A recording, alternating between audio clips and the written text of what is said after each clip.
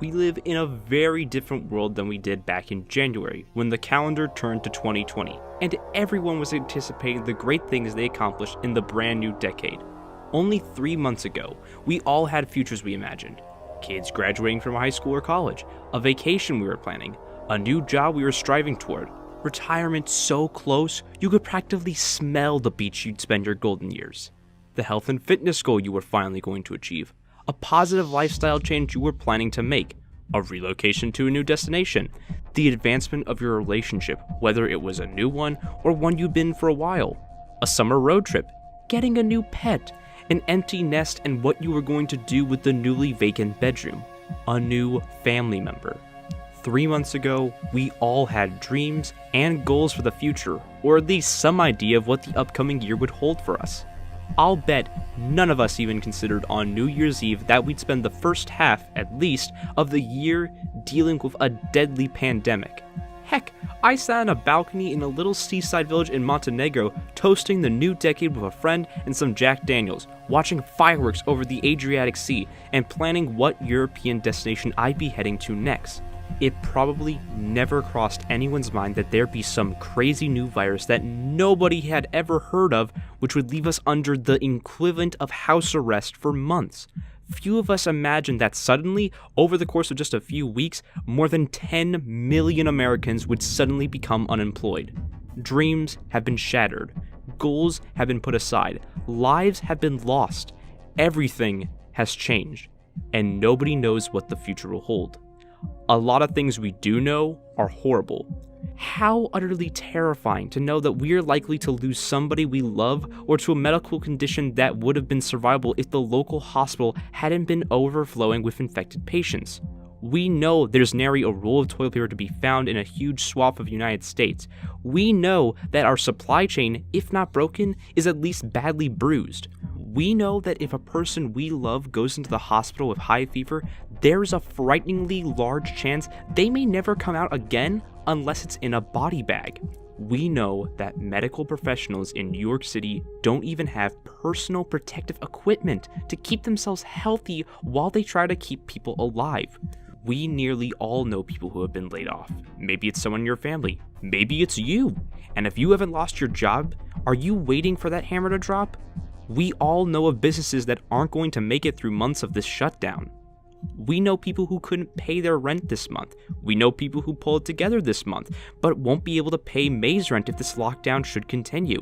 We know it's so bad that the government has said landlords can't evict tenants in many states, which means that landlords may not be able to pay their mortgages. We may not know much right now, but we know that the economy is a fucking disaster. And we have no idea when this current purgatory will end. The uncertainty is one of the hardest parts. The advent of this global panic has changed our lives so much that none of us have any idea what the future will bring. Whereas before, we'd be thinking about our summer plans, perhaps a holiday at the beach or a camp for the kids. Now we don't even know if we'll be able to leave our homes by the time summer rolls around. How absolutely bizarre to have no idea what our worlds will look like in 3 months. My family so far is blessed wealthily, a fact for which I give thanks every day. But it's become difficult to think of much beyond that. We don't know if my one sister's plan to relocate to another state for an opportunity will be available. We don't know if my brother's workplace will reopen. I don't know if I'll ever be able to head back to Europe and continue my long-awaited trip around the world. When the lease is up at my apartment, we don't know where we'll go, because we don't know what the world will look like then.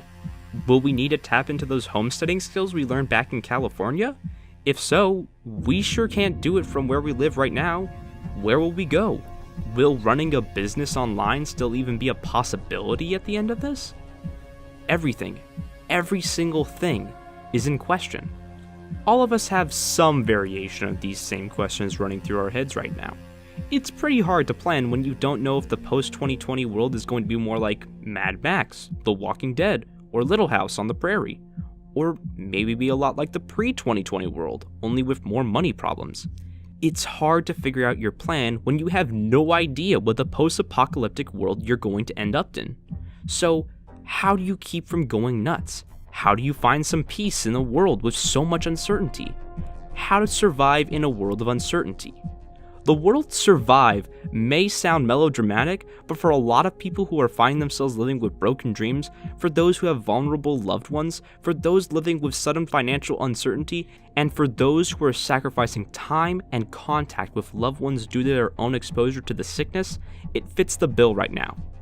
No, we may not die from this, but when your peace of mind suffers, it can be a real struggle. Below are some ideas that may help you to get through this if you're struggling. Make plans every day. While you can't really make plans for 6 months down the road, you can make plans for the day or even the week. Create a schedule for yourself. Don't just lay there on the sofa watching Netflix and Amazon Prime all day. It's not good for you. Get up and get dressed. Not necessarily office dress, but don't wear the same thing to live in and sleep in for 3 days in a row. Figure out what nutrient-rich meals you're going to make that day.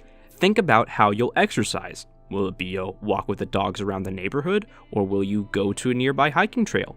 What work do you need to get accomplished? What room are you going to deep clean? Write it all down on a whiteboard or a piece of paper on the fridge so everybody knows what's on the day's agenda. Don't lay around watching television all day. Set yourself a time in which you'll watch a movie or show online. I've worked from home for years, and one rule I've held for myself is that we don't turn on Netflix until it's getting dark. That means in the summer, it's later because we can spend time doing things outdoors during the nice weather. With us being home all the time now, I've relaxed that rule slightly to 6 p.m. But if you start watching while you have lunch, it's way too easy to get sucked into a series, and the next thing you know, it's bedtime, and you never accomplished anything. This isn't healthy mentally or physically, so I strongly advise that if you are a television viewer or a person who likes to stream shows, you limit this to evenings. Prepare for what you can. We all know that we need to prep with the basics of food, water, seeds, tools, and the like. This doesn't really change regardless of what the future holds. So keep doing what you can to build up supplies and skills. A lot of things are out of our hands, but you can control what is within your power. Don't consume a constant diet of bad news. I spend a lot of time researching this health crisis, the effects on our economy, how it has decimated other parts of the world, reading the heartbreaking stories of loss. I've been doing this since January 20th, when it first really appeared on my radar. I do not advise it to anyone. It can be hard to see the light when you spend your time delving into the darkness. I've been doing this for years and can compartmentalize to some degree, but this has been a long haul. Limit the amount of time you spend reading about this crisis and the difficulties surrounding it. Unless your job depends on knowing every detail about this sickness and its effects on the world, you can stay informed reading about it for 30 minutes a day instead of 6 hours a day. Trust me when I say this, your outlook will become much brighter when your day is not filled by press conferences, the follies of incompetent government officials, and stories of suffering. Enjoy making healthful, home-cooked meals. Remember all those times you said you didn't have time to cook? Now, if you're currently out of work, you finally have time to cook. Don't just heat up frozen pizza after frozen pizza. Get in that kitchen and whip up all those tasty delights you've wanted to make for years. Learn to bake bread if you don't know how to do so. Cook things that make half a day to prepare. Make every tiny detail from scratch. Set the table with the nice china and give your food the showcase it deserves. Work on some projects you've never had time to do before. What projects have you always put off because you didn't have the time? We're currently converting a storage room in my brother's small apartment into a second bedroom. We've been through the boxes of our past and enjoying the walk down memory lane. Spend time outdoors. If your municipality allows it, spend some time outdoors. You can still be socially distant while getting fresh air. Avoid the clusters of humans and walk the challenging trails at your local hiking place. Or go early in the day while everybody else is still sleeping in. Getting some fresh air, exercise, and sunshine is healthy for both your body and your mind. If you can't go out for a walk, at the very least, sit on your balcony and patio and read for a while. Find something to be thankful for as often as possible. An attitude of gratitude makes tougher times easier to stomach. Even now, there are things for which we can be grateful. I am grateful that for now, I still have work online. I'm grateful I have the time to cook delicious meals. I have a dog I walk every day. Life could be much, much worse, so take a moment to appreciate what you have right now. Find something to anticipate. As we talked about before, we live in a period of extreme uncertainty, but that doesn't mean you can't find anything to anticipate. I'm looking forward to the new room we're setting up this week. I'm looking forward to a movie we plan to watch this weekend when all our tasks are done. I also have a book I plan to read on my birthday that is coming up. Sure, these things are short term and some of them aren't even my things, but right now, the short term is all we have. Take the joy that's there. Find things that will occur within the week and don't look too far in advance. Stop focusing on things going back to normal. We'd all like to think that one day this will suddenly be over. The kids will return to school. We'll go back to our offices and our commutes. We won't be struggling over money anymore. Life will return to the pre-2020 days. But is this the healthiest way to look at the situation? Spending all your time looking forward to the day when this is over is an exercise in frustration because nobody knows when that will be. And more than that, nobody knows what normal is going to look like when the lockdowns are over. A lot of things will never be the same. You can help yourself by learning to adapt now to change circumstances. This will help you learn to live with the new normal, whatever that turns out to be. Major events are bound to cause major and long-lasting changes. This has happened throughout history. In reality, the things we're experiencing right now, while not necessarily easy, aren't so bad. Things will probably get worse before they get better, but eventually, some form of better will come.